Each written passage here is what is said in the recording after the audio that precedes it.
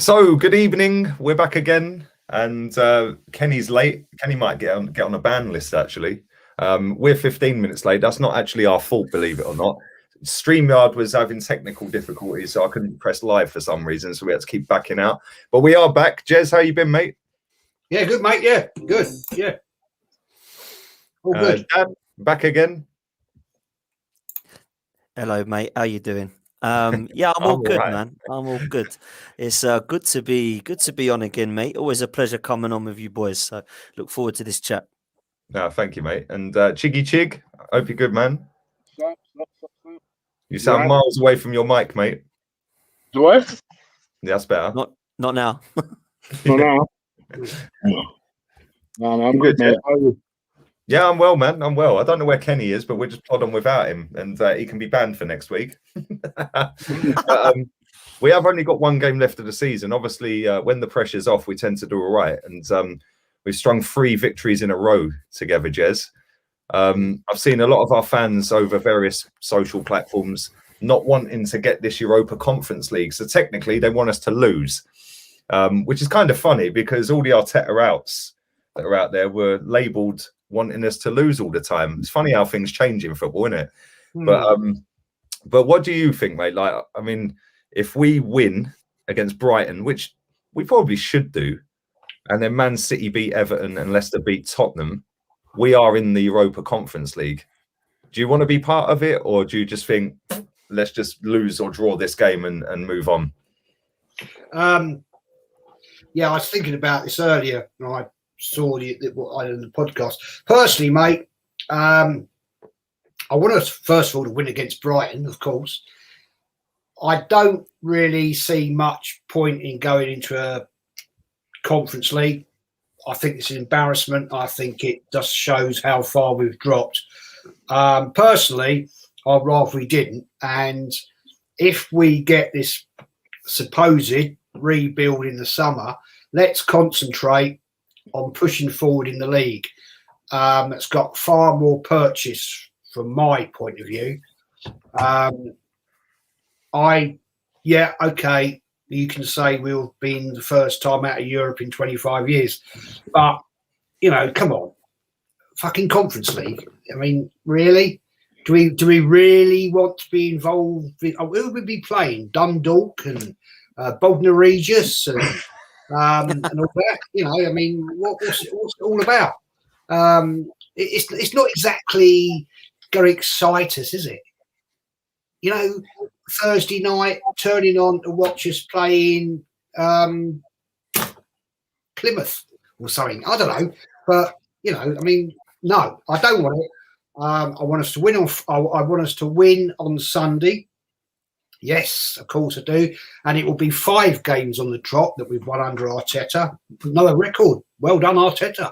Big up you. And but no, it's not for me, mate. I'd rather us not be in it.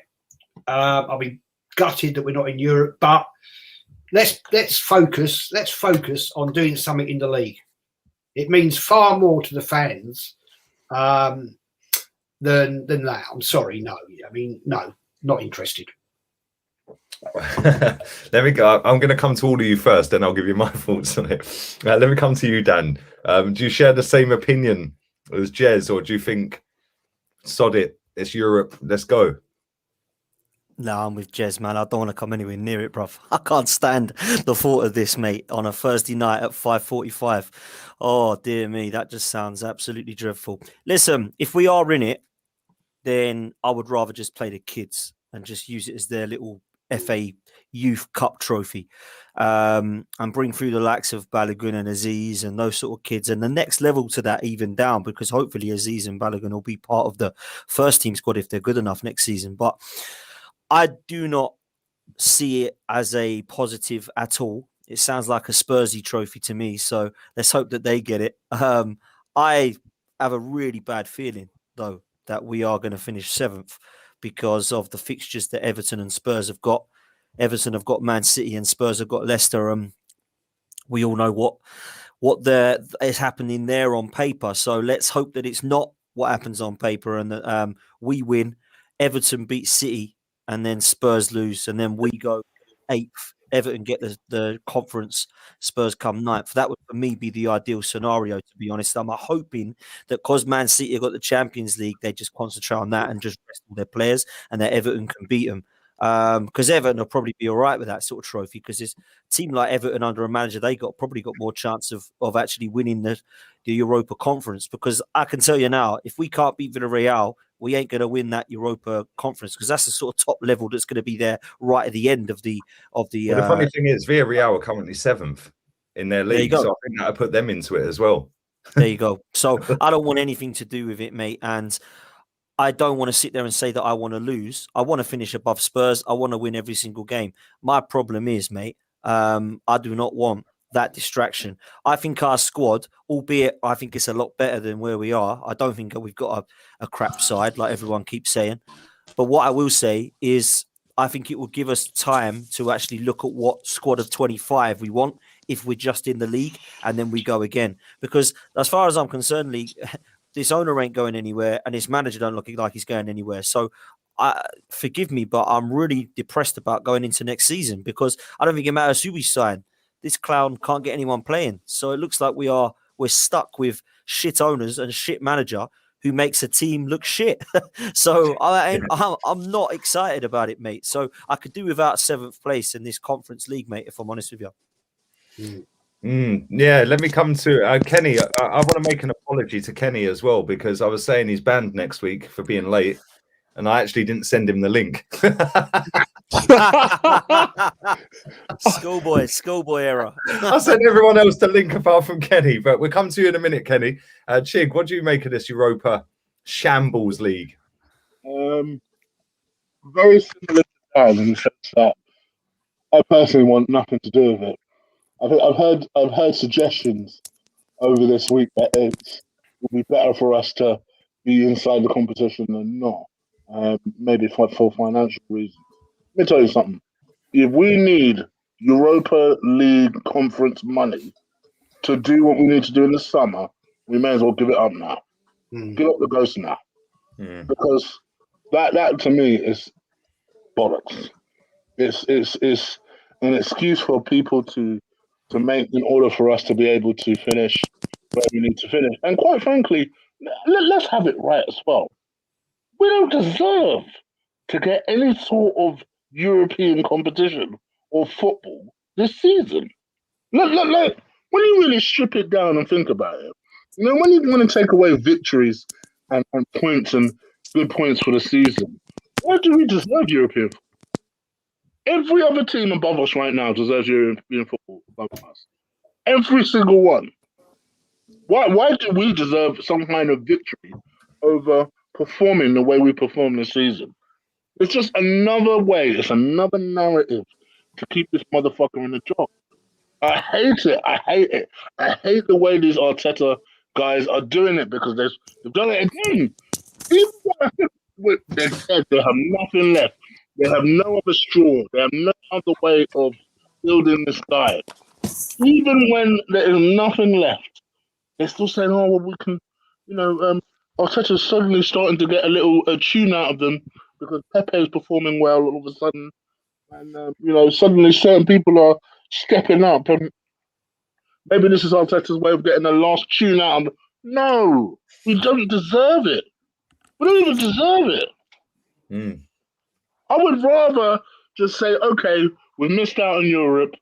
Let's get rid of all these big ticket item players like your Xhakas, your David Luiz's. Even though I think David Luiz, this is how pathetic of a situation we're in, is our best defender, right?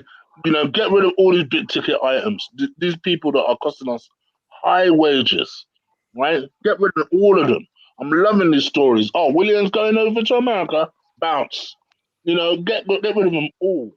And then really start to rebuild. Because I'm sick of hearing this word transition, and no one's moving nowhere. No one's transferring anywhere. It's just an excuse for having shit players. No, I would rather actually start to build a team and show this transition and show that actually we're building towards something. So I will take a 2 steps back if it means that we're building something like Leicester are building. And then what the fuck we're doing right now? We're doing fuck all right now. We're treading water and sinking. at the same time. No, mate, I make you 100% right. We're treading water and sinking. Big up to Warren. He says I should be banned for a week for not sending the link. Yeah, somebody else can host it next week. I'll have the week off. Let me come to you, Kenny. Europa Conference League.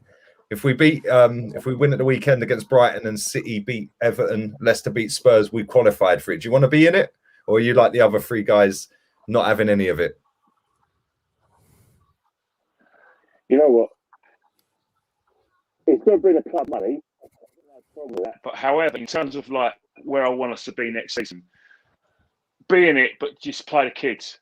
And I hate myself. I feel like you know, asking one of you guys to sort of take me down to a field in Finsbury Park, turn me around, and just lash me 50 times each if you want, because that's sacrilege for someone like me who wants Arsenal to be in it, win every trophy they should be in. But I'm sorry, mate, I don't understand European Conference League. It's very well intentioned.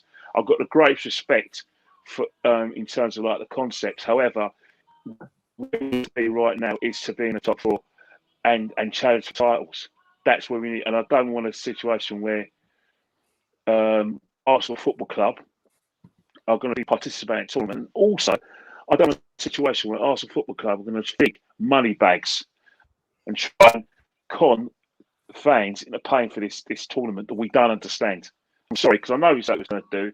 They're waiting until the 24th of May, right? They don't have to wait till the 24th of May for me to like re-sign for my season ticket or renew my season ticket. They could just say to me, right, we're not in Europe. This is your price.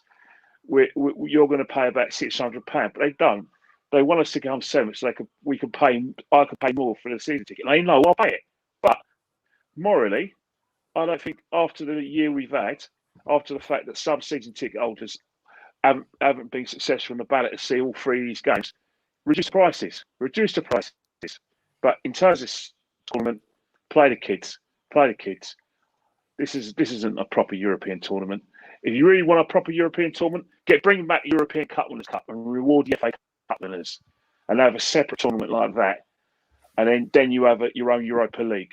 That's a proper tourney. That was a proper tourney. European Cup Winners' Cup, which we won in '94, by the way. Yeah, we did. Yeah, Alan. Second European trophy. Yeah, brilliant. I'm going to go completely against all four of you lot.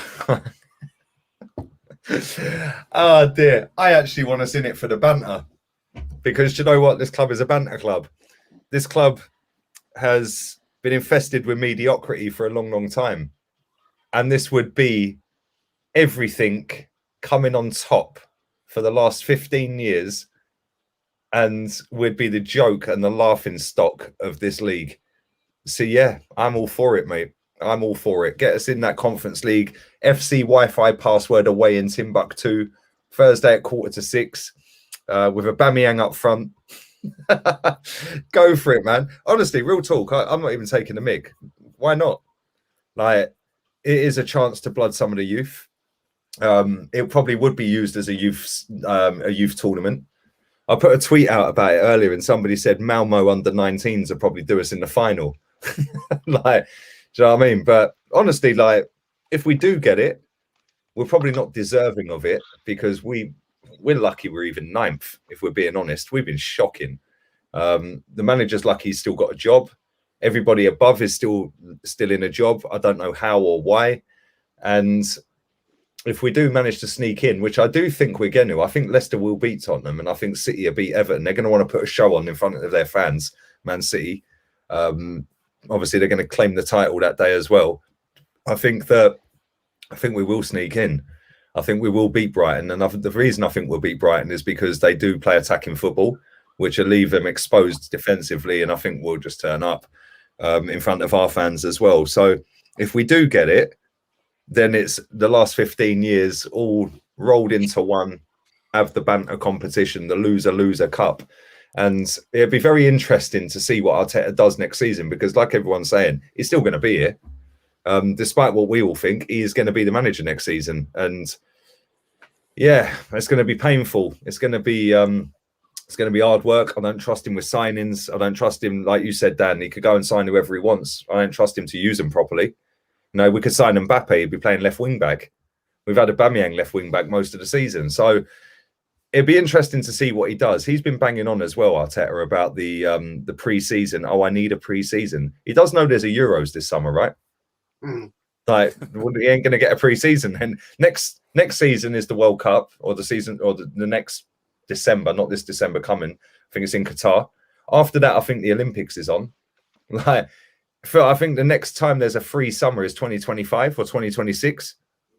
So I don't understand why he thinks that he needs a pre-season. Why he thinks that if we're in Europe, you can't employ tactics and game plans because you're playing Thursday, Sunday, or Tuesday, Wednesday. I don't understand why he thinks that. You know, we've seen with Thomas Tuchel, he's come in, doesn't know the squad, and he's got them to a Champions League final and an FA Cup final, which they lost. West Ham, albeit they've fallen off a little bit, but it's the first time they finished above us in Premier League history. It's mad. Look at the state of their squad compared to ours. It's unbelievable, but I'm all for it. I think that if we get into it, we, like you guys said, we might see some of the other youngsters that we don't even know, like, are in the squads. I don't watch youth set up football, but Aziz, Balogun, the likes of that, they might get a run out. We might get to see some of the others that are up and coming as well. So I'm definitely for it. It wasn't what I wanted. Obviously, I knew in my head personally that he weren't good enough, this manager, and he weren't going to get us anywhere. And this would just top it off. This is part of the process we're supposed to trust. And I genuinely think we're going to get it. If we don't get it, then, well, 25 years, first time we've not qualified for Europe, which is kind of mad. But let me move back on to Jez. We have got the game against Brighton. Fans are allowed back in. Mikel Arteta has been banging the drum for a long, long time about we need the fans back in the ground. Jez. Yeah. The AST have come out with the come down and do the protest. And there probably will be some numbers at the ground. Obviously, there's going to be, I think, 10,000 in the stadium. So it probably will be quite a large protest against the owners. But do you think, firstly, we should play a reserve team, i.e. the fringe players, the Balogans and the likes of them? Or do you think we should genuinely just go with the best team and try and, well, you said you don't want Europa Conference, so I know you answered to that. But do you think that the protest in terms of the owner, because like I bought the shirt the other day, I'm not going to sit and lie. I bought the shirt. The shirt's fucking banging. Why wouldn't I buy the shirt? Do you know what I mean? And, you know, a lot of people have cussed me in the chat over it. Oh, you shouldn't be spending money. But do you think that with this game, that this is an opportunity now for the fans that are going to the protest that haven't got a ticket, and for the fans that are in the ground to actually vent their anger and their frustration? And if so, do you think they will? Especially the ones in the ground, or do you think it'll be a selfie competition because they ain't been at a football match for over a year? Well, first of all, let's take this in three parts. First one is you bought the shirt. I bought the shirt, and the reason I bought the shirt is it's my club, and it's got the proper cannon on it. I've still got my shirt from the 71 Cup final, the yellow and blue with the cannon. So I've bought it. I ain't got it yet, but I've bought it. Let's be honest, only 5% of that money goes to the club, so who gives a shit? The fact about fans being in the ground, I would really hope, really hope that those fans are true fans, they're not fake fans, and they give Arteta maximum shit. So he actually realises from the heart what these fans are feeling. The protest against the Cronkies, I think, will be a damp squib, to be fair. Let's be honest. These guys don't give a shit, the Cronkies I'm talking about. Yeah.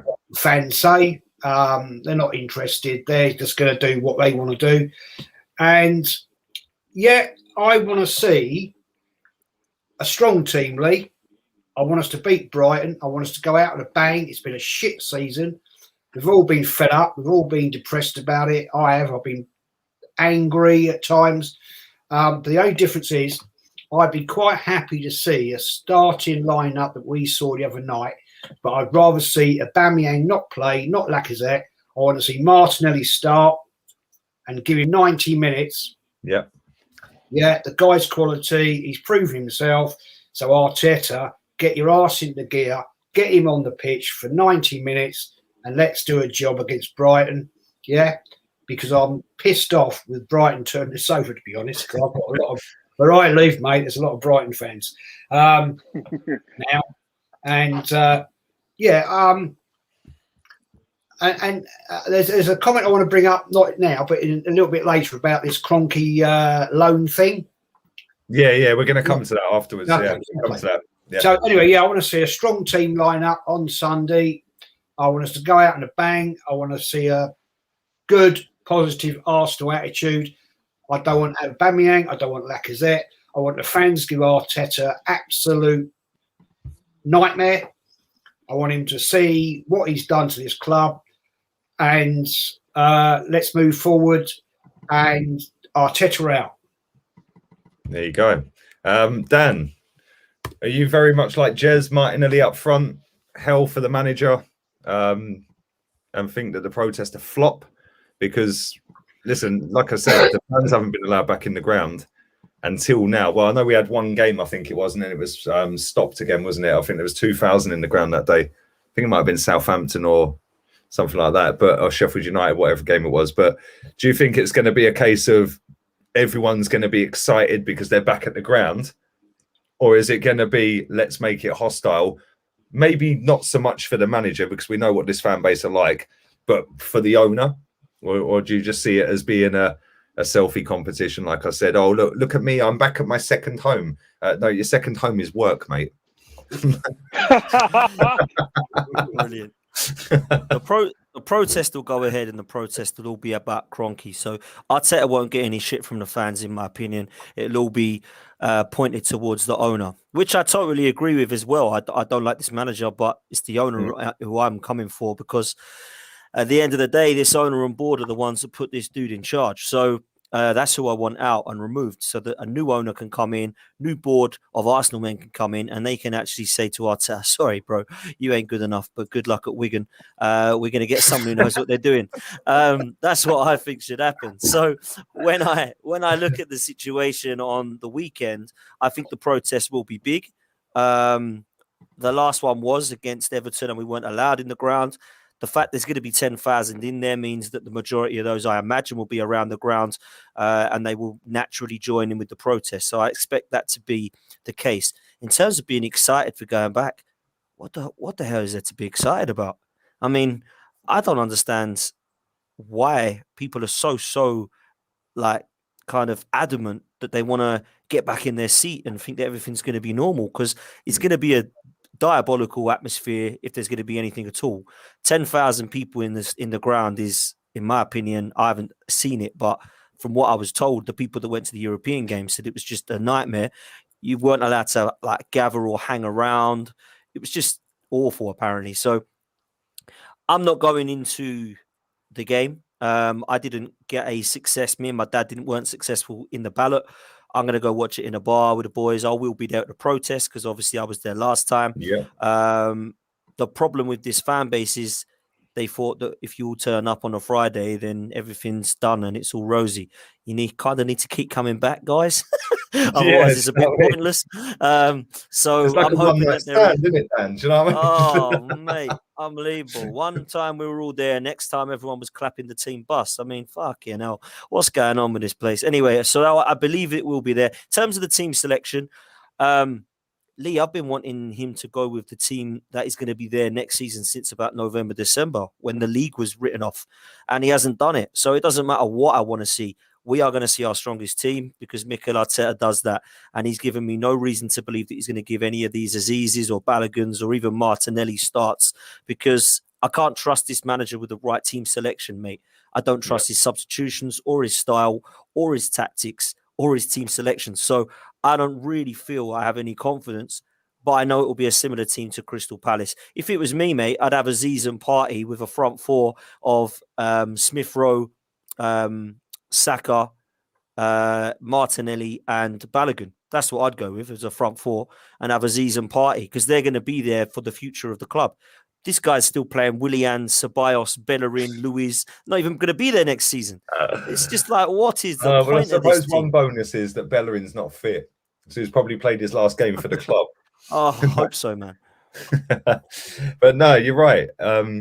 You're right. I do think that everything about this manager smacks of like clueless, and it's like he tinkers too much. I see a stat the other day that we've had 37 league games. He's played 36 different starting 11s. Like, how do you expect to get any cohesion in the back line with the goalkeeper in midfield? Is that and for with the real? strikers? That's unbelievable. Yeah, it's mad. I don't think it's just him that's done that. I think there was something else I see about 2 months ago. I think in the last 3 seasons, we've only played the same starting 11 in back-to-back games twice.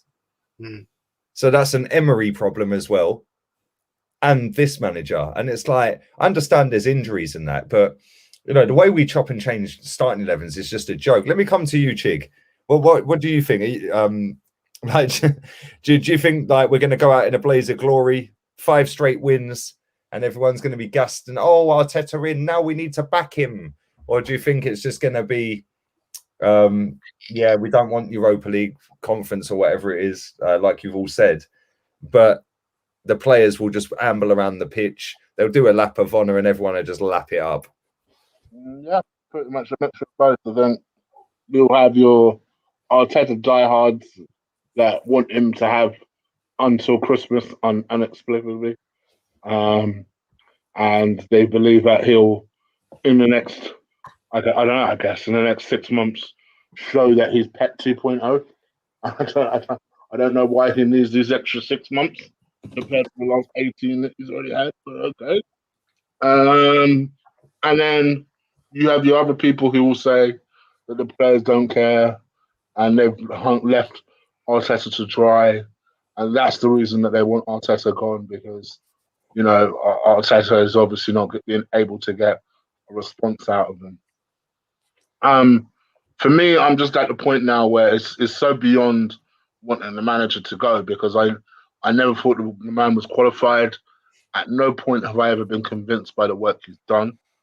So it's not, for me, it's not even just the manager now. It is the fault of the owners and the people in charge, because those are the people who I would have expected to have resolved the situation by now. The fact that they're not even saying anything to me is beyond arrogance. You would think at this time where they're already under a lot of scrutiny and pressure, even if they back the manager, as much as I would hate it, at least it would show some sort of form of strong leadership to say, you know what, we know that Mikel has had a difficult year. He's dealt with a lot. He's had COVID, and regardless of whether we agree with the situation, I would at least somewhat respect a strong stance that says we have ultimate faith in this guy. Regardless of the reason, we have an ultimate faith in this guy. But it's almost like they're hoping that, well, if the season slides by quickly and the Euros gets going and Arsenal fans are dumb, then they won't remember shit, and then the season will start and we'll razzle-dazzle them with some sort of signing and would completely distract them. And do you know what makes that worse? They're probably right. They're probably right. Season mate. Everyone was knocking one out for Martin Odegaard. He's been crap. They're probably right.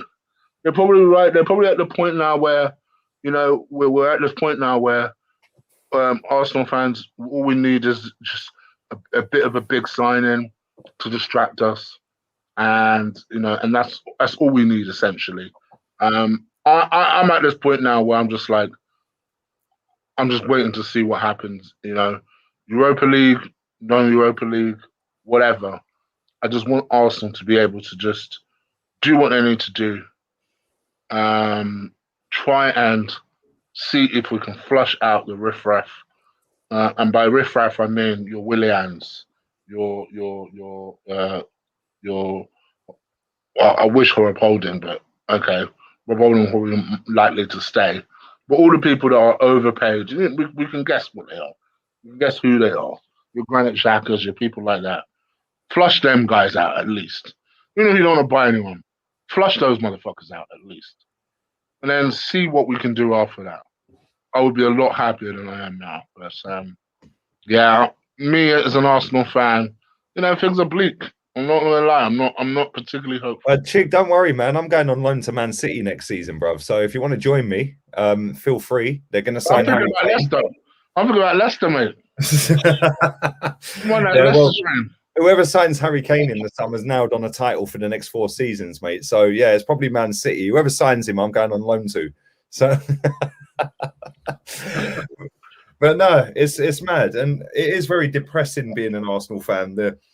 The mental health side of not only a lockdown, but dealing with a lockdown whilst in COVID and whilst watching our football team, which is the only outlet for a lot of people. Do you know what I'm saying? It's like they ain't got anything else in their life other than the club. So mentally, this football club fucking drains you, man. Like, it really does. And like, I sat there the other week when we played Fulham, we equalised, and I went, you jammy bastards. I'm just sick and tired of watching us. Genuinely sick and tired of watching us. This game on Sunday, I can't wait until that final whistle is blown and I don't have to look at that manager or any of them dead ballers until August. Like, I genuinely can't wait. But Kenny, let me come to you. Now, go on, Chief, go on. Plus, there's nothing worse than when you care about something so much and it seems like no one else cares in the way that you care. Because if they did, they would do something about this situation. Whether it's protest harder, whether it's, whether it's make a change, whether it's sack the manager, whether it's doing something. It doesn't surprise me that the manager has had to tinker the team every week because he never gets the team right. Go on, Chick. Let me come to Kenny. What about you, buddy? What are you going to make of this game at the weekend?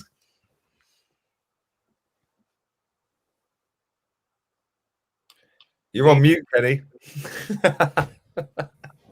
Kenny and technology don't go hand in hand, by the way. Right.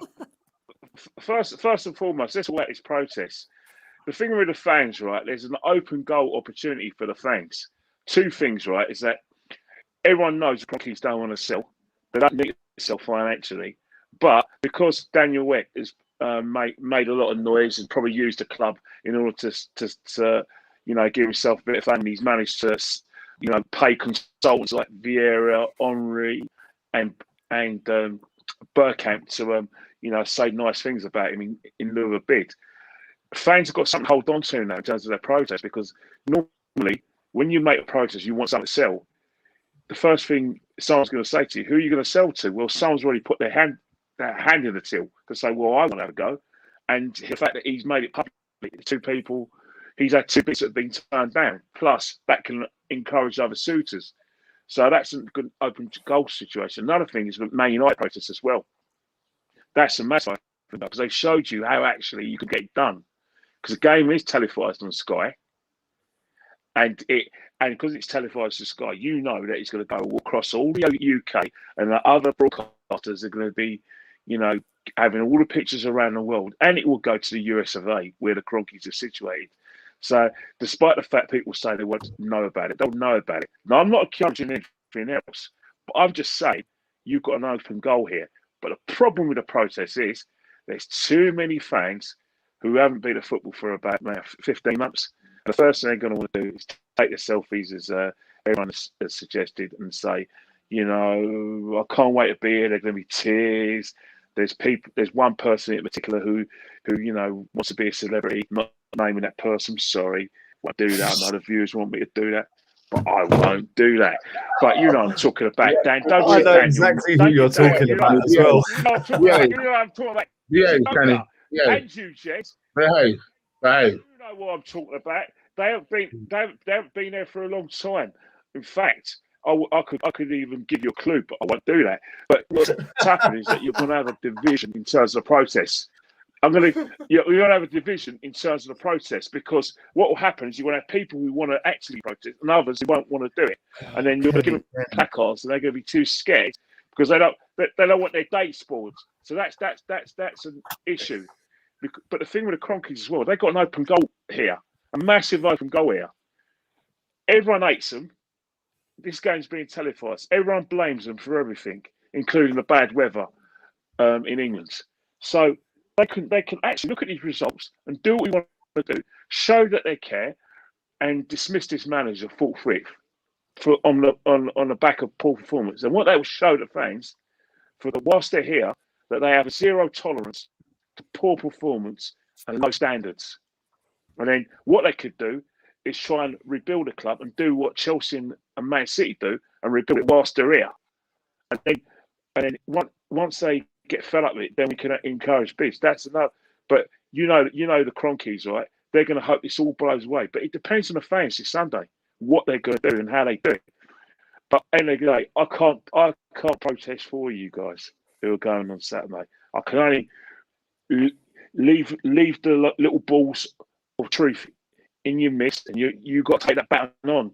Can't do it for you. But in terms of the team, look, we know the team's going to play. We know it's going to be Holding, Gabriel, Leno in goal, right back Chambers, left back Tierney, midfielder Partey, El Neni, and maybe Saka, and then we know our front three.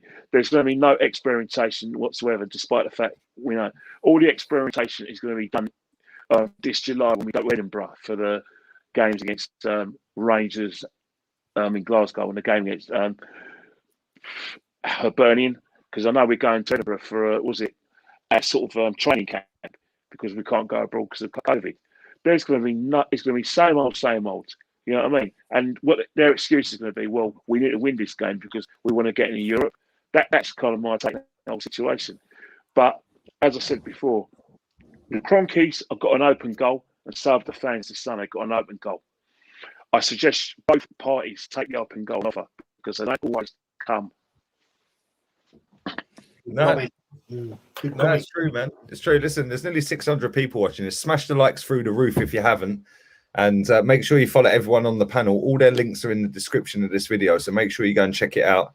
There's only 157 likes. You lot are moving like Arteta this season. Seriously, disgrace. You rats are turning into snakes. Like, honestly, Rat Army, assemble and batter up the likes. And big up to Algerian Gooners as well. I'll be on their channel at 8 o'clock tonight. And don't worry, my guy.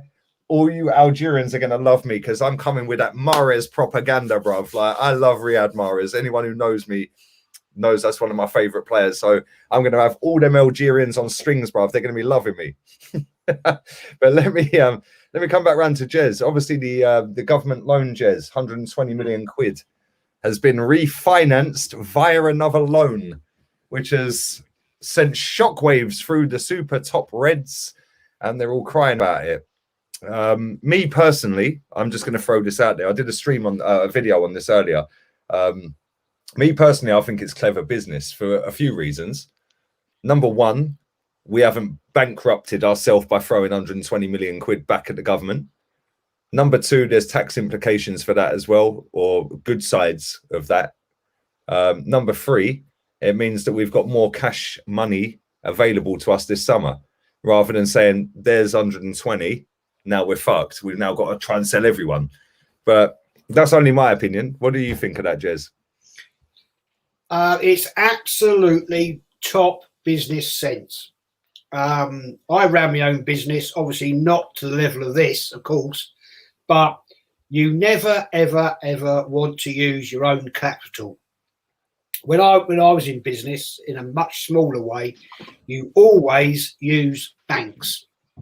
If you've got, let's say, in your business account, £100,000, and you want to invest in new technology or new tooling or whatever, you don't use your money. You use money you can borrow, and you borrow it at a cheap rate. And let's be fair, this guy is a multi-billionaire.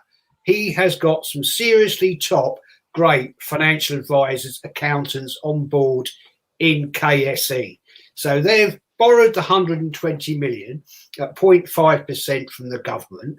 So they've refinanced that from maybe 2 or 3 loans. We don't know. We don't know the details, to pay the government back. And they may be doing this over 3-4 years.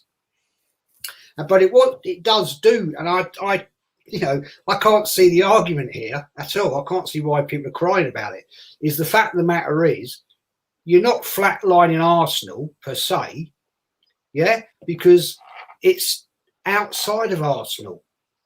It hasn't come out of the Arsenal bank accounts. It hasn't come out of the very small transfer budget we may have. But as quite rightly you say, Lee, is the fact that it does free up extra cash that we can generate to buy and refurbish the team. Like, for example, I was chatting to a couple of guys earlier who are mad Geordie fans, and I said to them, would you take Joe Willock? And they said, yeah, absolutely. Yeah, we want him. We really do want him. I said, how much would you pay for him if you give me an opinion? And they said 25, 27 million. I said, yeah, fair play. Now, I like Joe Willock, but if you can get 25, 27 million out of bin. Take him. Go. If Mike Ashley starts to come in with bids of like 18 million, cheapskate like Arsenal are, and start be stupid, then you say, no, that won't happen. We're keeping it. Yeah. Now, if Newcastle are interested, there might be other teams that are interested. So Joe Willock himself has said he hasn't yet made a decision. Now, let's think about the fact we can sell him for let's say we get 25 million for him. We get rid of Bellerin. Yeah. A tree hugger. Go and plant some trees, Bellend. That's all you're fit for. When he leaves, I'm planting 8 trees because he's been here for 8 years. Yeah, you said that. I might go and plant one with you. But, we haven't got a big amount of money, in my belief. But I do think Arsenal will stump up with sales of players this season, maybe 110 million to buy a few players. But as you said earlier in one of your streams, if we're getting rid of a lot of midfielders, then maybe we need to keep Willock. Yeah. Because if we get rid of the dead wood, which we've got, Xhaka, Willian, Ceballos, Odegaard. Well, hang on. El Neni. Yeah, I mean, El Neni, he's in and out. I mean, I thought he played well the other night, but he's inconsistent. But reference the loan, it's perfect business sense. From my point of view, having had my own business, never to that level, of course, but it's perfect business sense. That's what you do. You don't use your own bloody money. You don't go down. That's the thing. Like John Barnes said it perfectly the other week. Kenny, you'll remember this, and Shig, maybe all of you remember this. Yeah, John Barnes said like football fans don't understand business. Yeah, but they say that owners don't understand football. Well, maybe it's about time football fans started understanding business, because they want all of these billionaire owners who are businessmen to run their football clubs, but they don't understand business as football fans. And football is a business. And that's exactly it. It is now. It's sad. It's sad to see how football's gone. But at the same time, we all want our teams to win. We all want our teams to be the best, but only one team can win the league. But at least have a fucking go. But let me come to you, Dan. Do you agree with Jez, or do you just think that maybe the owner could have just dipped into his own pocket and said, okay, I'll just write that one off. I'll write that one off and then we go again? Or because obviously, don't forget, we refinanced the stadium loan. And obviously, we're doing that on a lower rate as well. So we've got this outstanding with the stadium loan. So we've gone from only having the stadium debt to now having stadium debt refinanced and now a government loan refinanced. I think that's what we should start doing with our merchandise and our season tickets, is just start loaning them, take another loans out, take another season ticket loan out, take another shirt loan out. Listen, I think I agree with what Jez is saying. It's great business sense, but this guy is a multi-billionaire. Just pay back the debt that we own. It's absolutely nothing to him. It's like 15 quid equivalent to us. Just pay it and then you get on with it and give us something that we can actually invest in this summer. But why are we expecting that from an owner who's done nothing for 15 years? Yes, we've spent a lot of money, but on a self-sustaining model. Yeah, this business has always been a self-sustaining business model. Kroenke didn't go, there's 60 million, go and get a Aubameyang, will you? Of course he didn't. We got Aubameyang out the Champions League money and all the fan money. We didn't get Aubameyang from Kroenke. I don't believe that Stan Kroenke gave us money for Thomas Partey, yet this fan base believe it. Why did we sell me Martinez for 20 million if Kroenke was going to give us 45 million to go and get Partey? It's absolute shambles to think That's that a good point. this owner gave us 45 million to go and get Partey. He doesn't even know who Thomas Partey is. He's got no idea, right? So why do we believe this? So what do I want to see? I'd love to see us go and invest. I think we need to be clever. The only positive I can give to Edu and this manager is that they have managed to get just about, not many by the way, but just about more right than wrong in the recent recruitment. Because I'm a massive fan of Gabriel. I think Pablo Mari's going to be a good signing. Thomas Partey has had a terrible season, but yet I'm a fan of it. Martin Ødegaard came and I could understand the signing. Likewise, Matt Ryan. So they managed to get more right than wrong. Yes, they've got some shocking ones in Willian Ceballos, Runnison, but they've got more right than wrong. So what I would say is we be clever with who we sell. We need to get some of these players out the door. Chig was spot on earlier when he said, get rid of these waste men. Yeah, Granit Xhaka, David Luiz, Kolasinac is coming back. Get rid of him, man. Jesus Christ, this guy's on 125k a week and he sucks. Yeah, get rid of him. Bellerin, goodbye. Yeah, Willian, goodbye. I believe personally, we're probably going to have to say goodbye to Torreira and Guendouzi. I like Guendouzi. This manager doesn't. And if we keep Guendouzi, he's going to go on a free next season because he's only got a year left. So we're going to have to take money for him as well. Joe Willock, completely agree with Jez. Looks like he's staying after Arteta's press conference today. But if you're offering 25 million, I'm taking it. Eddie Nketiah, 20 million, 15 million, 10 million. I don't care. Bye. See you later. Yeah. Reece Nelson, same. Let's make some money and then let's invest it wisely on the likes of Emi Buendia, Bissouma, Houssam, Jack Grealish, if you can get enough money. Go and get the centre-back that you want to partner Gabriel so that Saliba and Pablo Mari can be back up. Go and get a Max Aarons or Lamptey at right back or Emerson Royale. Make sure that we're upgrading these players. Let's not just go and get a lazy signing like a Ryan Bertrand when we've seen what we've done with 32-year-olds before him, Willian, in David Luiz, in Czech. Don't we learn? Jesus Christ, we need to move past that. We need to actually get a young, vibrant, upcoming player. Now, I'm okay with the Bertrand signing, like I was with Willian last season. But the omen says to me that it ain't going to work. So I want to see some wise, clever recruitment, something we haven't had for a long, long time at this club, something that only Leicester, Liverpool and Ajax can sit there and say, do you know what? I'm jealous of. A lot of teams are getting it wrong. Arsenal are the experts at getting it wrong of late. So let's try and be positive about Edu and Arteta in terms of their recruitment, because I don't want the manager here. I don't think anyone on this panel wants the manager here, but they're going to be here. Yeah. So we have to look at what they can do. They have to do something, Lee, in this summer, because the way I see it is this: if they stay with this team and they buy Bissouma, Bertrand, and Buendia, that's nothing. Top four next season. You've already said Harry Kane is going to go to Chelsea, United or City and win the league. Totally agree. Couldn't agree more. The other three sides that are going to be in the top four are going to be Liverpool, United and Chelsea. And Man City, obviously, if they get Harry Kane, they're going to win it. So I think the top four is just unrealistic for Arsenal next season already, right? So we need to make sure that we go and get that 2 or 3 real big players that are going to be a Jack Grealish type style, yeah? A Houssem Aouar. Yeah, but they're the sort of players sorry to cut you, Dan, yeah? The counter argument to that, yeah, is, and I get this all the time aimed at me, why would Jack Grealish come to Arsenal when he could stay at his boyhood club, who are there or thereabouts with Arsenal in the league, yeah?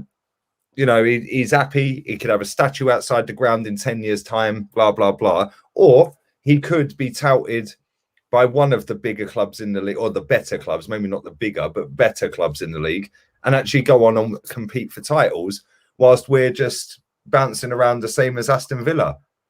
Well, this is a great point. And my comeback to that is don't underestimate the pulling power of Arsenal, because look at the players that we've signed since we've been out of the Champions League. Thomas Partey, Kieran Tierney, Gabriel, Aubameyang, Lacazette. Yeah, they've all been good players and good signings for us, right? So I look at that situation and think Jack Grealish would love to come here because it's a big club. It's in London. He's already come out and said he likes the stadium. And I believe, from what I'm being told, he is one of our number 1 targets. My problem is, how much is he going to cost? he won't be 50 million. He's going to be double that nearly. So we need to try and make that money up. And if we do make 120 million on player sales, is all that money going to go on one player? I don't know if it will. So we need to look at that seriously and be wise with it. And I don't turn my nose up to players like Bissouma, Buendia, Max Aarons. Yeah, they're playing for Norwich and Brighton, but that's what Liverpool did, and that's what Leicester did, and that's what Ajax have been doing, is recruiting from teams much lower than them and looking at players that suit a system. My problem, Lee, I don't see a system under Arteta, and I don't believe that the coach can improve these players. That, I mean, his evidence at the moment is turning Thomas Partey into something that I do not recognise. I loved this signing. Emmanuel Frimpong. That's what I said, wasn't it? Frimpong. He's turned Partey into Frimpong because it's like that. It's looking like that. Puts him in the midfield on his own as an anchor. I mean, Jesus. I know something that rhymes with anchor.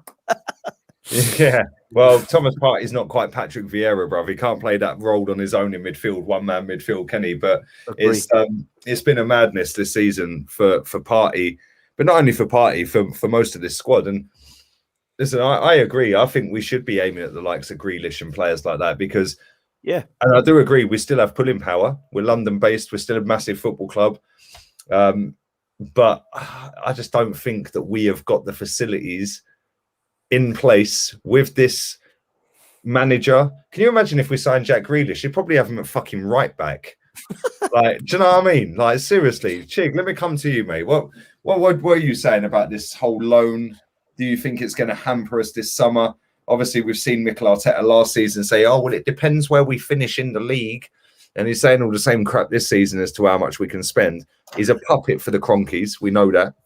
He's done it again today in his press conference, saying, let's bring unity and harmony to the club. They're not leaving. Like, do you know what I mean? Like, what do you see happening, man? Well, my issue with the Cronkies has never been about the amount of money that they spend as such. It's more about accountability with them and them not taking accountability for how long they left Fennel in charge, how long they left this situation to fester on. No, for me, it's more about that type of stuff with the Cronkies. So when I see stuff like about £120 million loan, it's just like, well, what do you want him to do? Oh, so you want him to dig into his own pocket, pay that off, then you want him to dig into his own pocket again, pay transfer fees off, then you want him to dig into his own pocket again, pay wages off. It's like, what world do you live in?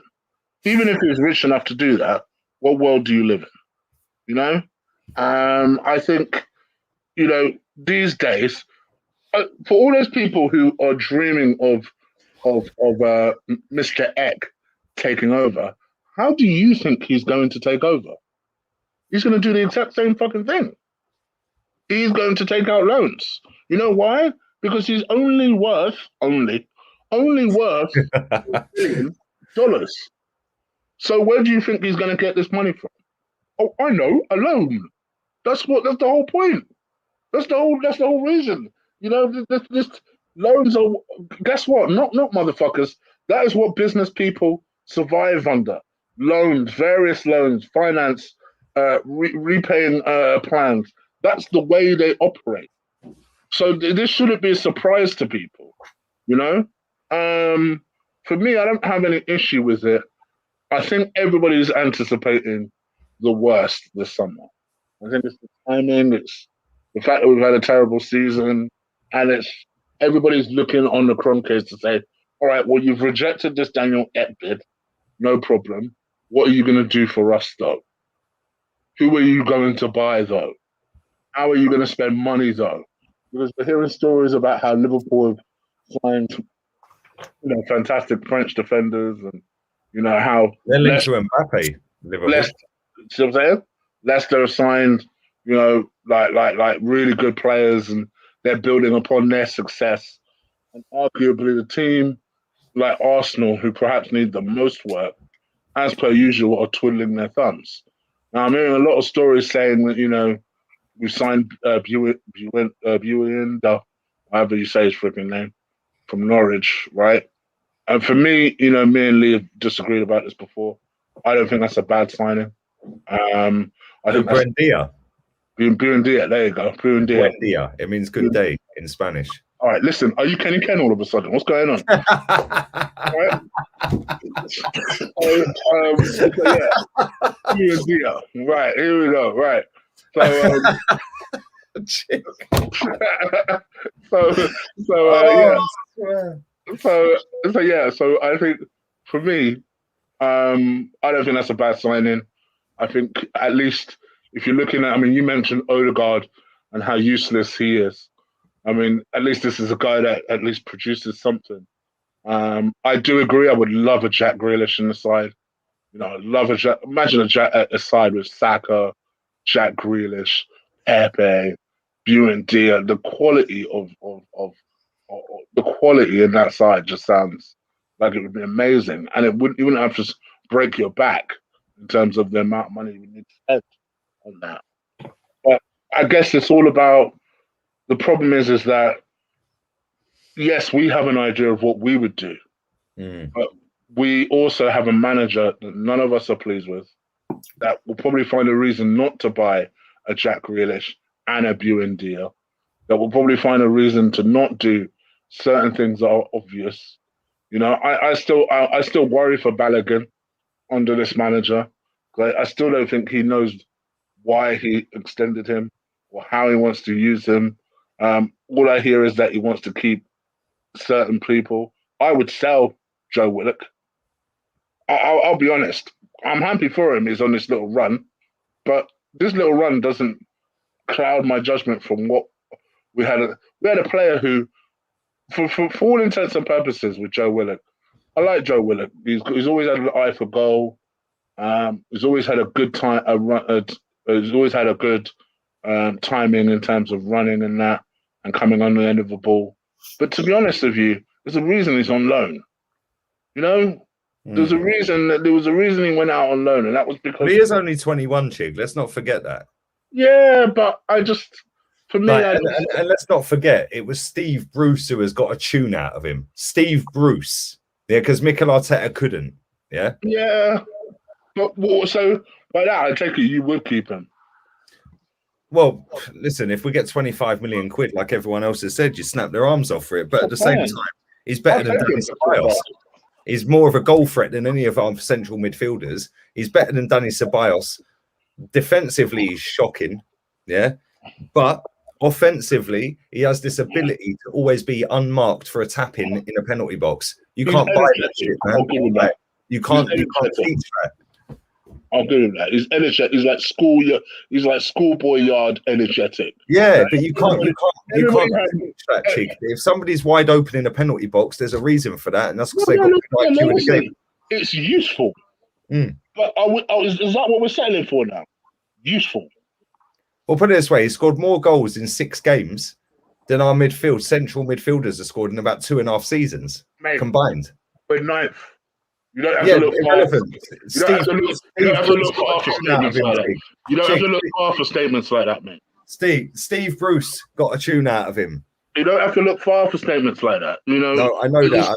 Listen, it's not the benchmark, of course, but at the same time, he's better than Danny Ceballos, which I would have played him over Danny Ceballos this season. I didn't even want Danny Ceballos back, but everyone got giddy because he had a good couple of games.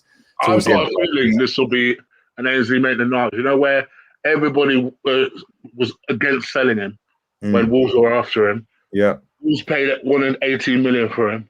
Now everybody's thinking, shit, I wish we sold him to Wolves. I've just got this feeling it will be one of those situations where in a year's time we'll look back at this Willock situation and think, fuck, just sold it for 30 million. No, 100% agreed. Like, listen, if we want to win a title or compete for a title, I don't think he's good enough. But if he had played this season instead of Danny Ceballos, we wouldn't be 9th. I think we'd be higher than that. But that's just my opinion. Let me come to Kenny. We're going to wrap the show up on you, Kenny. Ken, give me your thoughts, man. The loan situation, and does that impact our summer? Make sure you smash the likes up and follow the guys as well. All their links are in the description. Right, I'm just reading something from Football London. Now, Football London is saying that the loan's been paid off already. It's already been paid off, 120 million. Yeah, I read that story. Yeah, and it's they saying it's been paid off by the the KSI. So basically, what the Cronkies have KSI, fucking hell. This YouTube Not game's KSI, all right, isn't it, KSC, Kenny? Do you know what I mean? KSC. No, sorry. Slip. KSC. So I think as we all know, what the Cronkies have done is that money is they're loaning the club that money. So it's just like the Chelsea situation and I suppose Man City situation, where every money that Abramovich and the main source put in their pockets, they're actually loaning to the football club.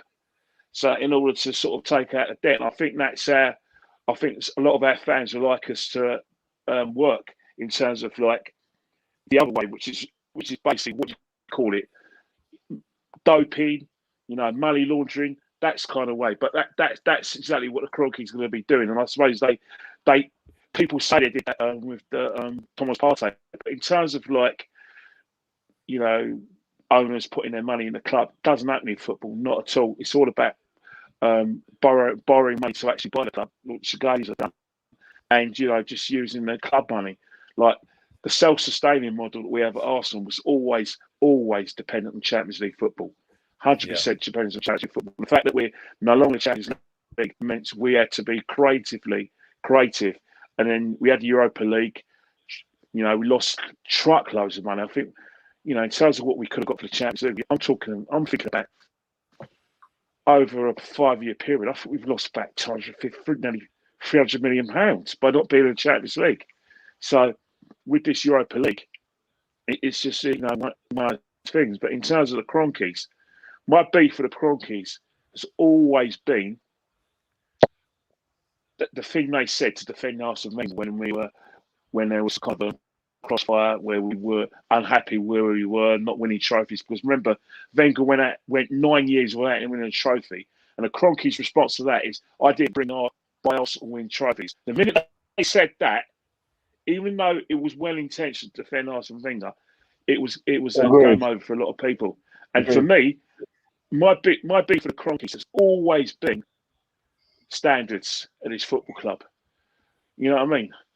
I would stomach them if they put money in areas behind the scenes and they've got the best people behind the scenes. Why are we watching Chelsea, Man City have the best people in terms of like contract negotiator, director of football, the best head of an academy? Why Chelsea youngsters actually us? Why are they still having the best boys in London?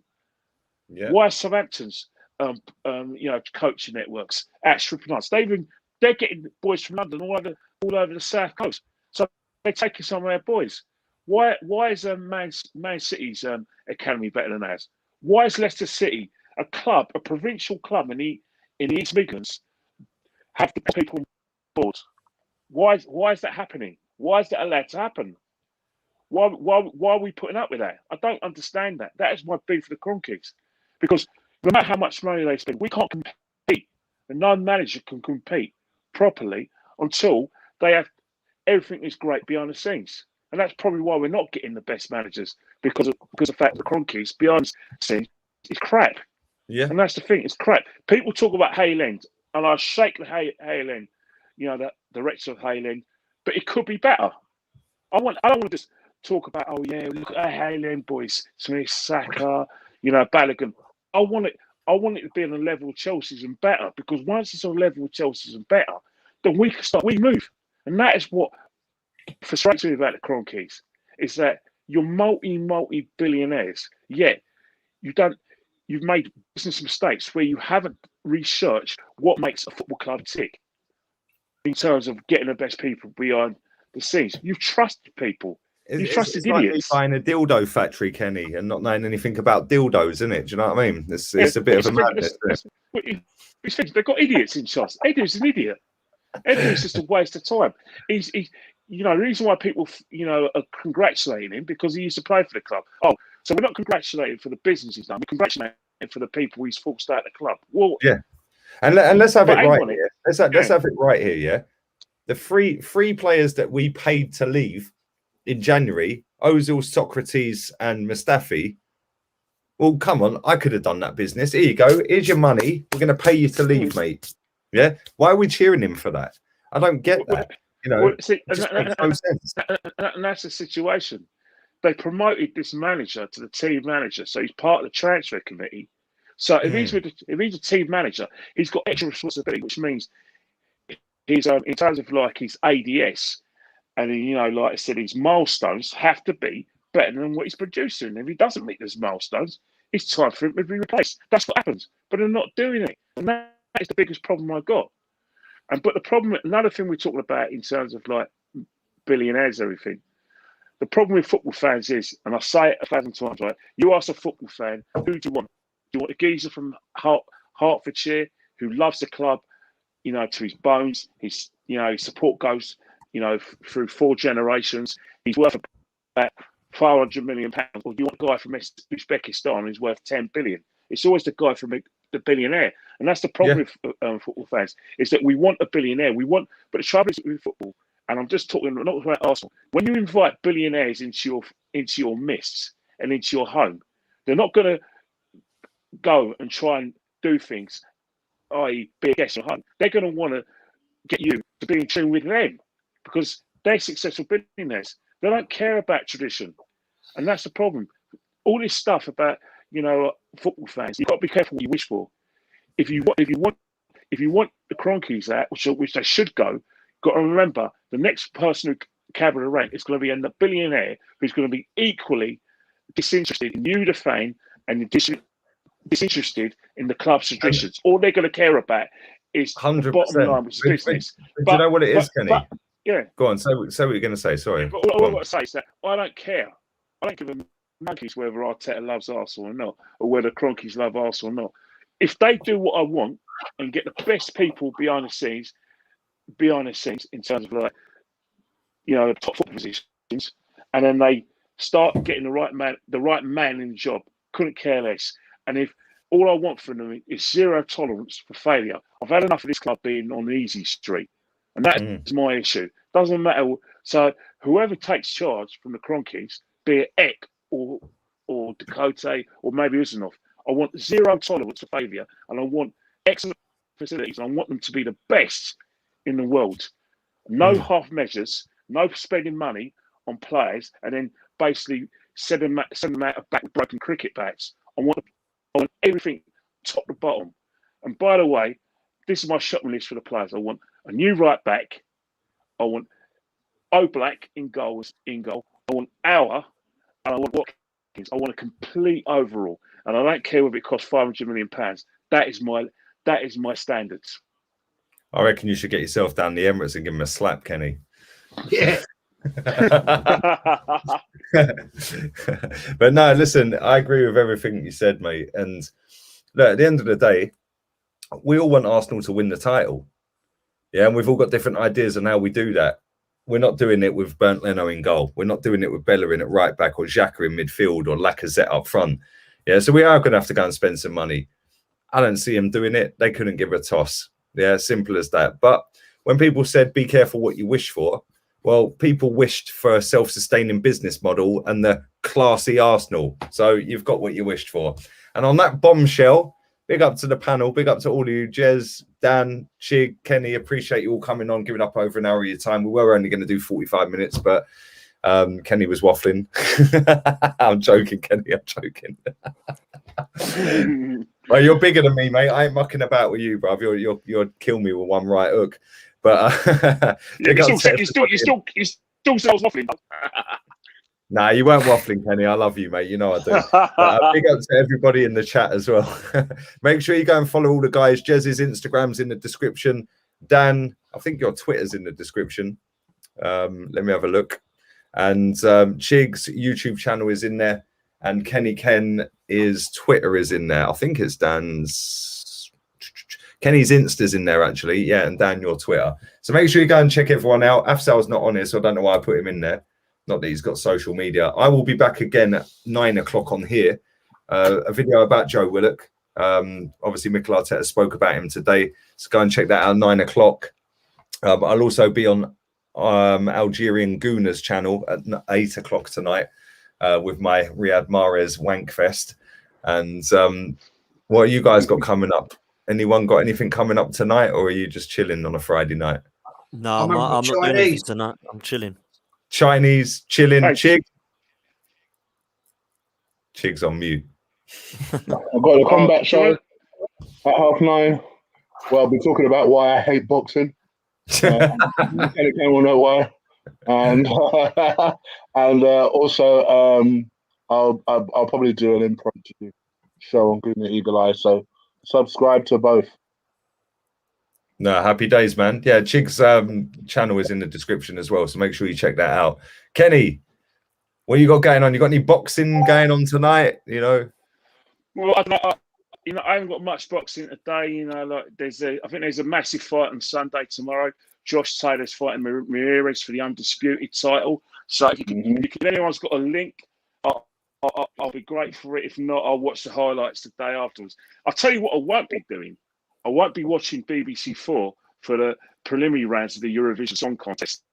Abomination of singing. The Eurovision Song Contest should be banned because it's fake and it's a con. Spain votes for Malta. Greece votes for Cyprus. Turkey votes for Cyprus. Can I tell you? Can I Norway just tell votes you for and stick my head on? Can I just stick my head above the parapet? I make you absolutely right. It's a farce. But I'm going to tell you who's going to win it. I'm going to tell you right now who's winning it. Iceland. Can I say to him about this? The Eurovision Song Contest. How the fuck are Australia in it?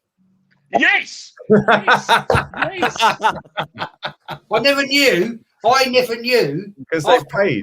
They've paid to get in. Yeah, but I've got an O level in geography, and I never knew Australia was in Europe. I never knew for 60 years. Fuck me. I mean, you know, you learn something new every week, don't you? You know what I mean? That's jokes. Listen, on that bombshell, we're going to wrap this up. Big up to everyone who's watched live. Slap the likes up before you leave. Follow all of the panel. Links are in the description. And we're out of here.